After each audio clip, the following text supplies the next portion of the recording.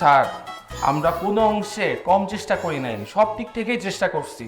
Leaflet বিতরণ থেকে শুরু করে নেতা কর্মীদের খাওয়া দাওয়া, তাদের থাকা খাওয়া সবকিছুই আমরা দেখছি। এরপরে যদি আমরা ভোট না পাই তাহলে কিভাবে হবে স্যার বলেন?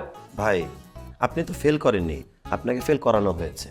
মানে বিষয়টা হচ্ছে আপনার মনটা তো উদার। আপনি টাকা বিলাতে চেয়েছেন ঠিকই মানুষকে, কিন্তু মানুষ কি টাকা পেয়েছে? আপনি ওনাদের দায়িত্ব দিয়েছেন 500 টাকা করে বিলি করতে, ওনারা মানুষকে দিয়েছে 200 টাকা, 300 টাকা পকেটেই ভরে রেখেছে। কি 300 পকেটে রাখছস? ঘটনা কি সত্য? স্যার, আমরা প্রত্যেক বাসায় গিয়ে গিয়ে টাকা বিতরণ করে আসছি। এরপরে যদি তারা ভোটটা দেয় তাহলে কি আমাদের কিছু করা আছে স্যার বলেন? ভাই, ওরা কি আর স্বীকার করবে? ওরা তো অস্বীকারই করবে। তবে এটাও ঠিক, আপনার টাকা খেয়ে অনেকে আপনাকে ভোট দেয়নি। এই যেমন আমার পরিচিত মানু ভাই, আপনার কাছ থেকে টাকা খেয়েছে ঠিকই, কিন্তু ভোট দিয়েছে মাস্টারকে, মানে নুন খেয়ে গুণ গায়নি আর কি। আমার টাকা খাইয়া আমার লোকে পল্টি।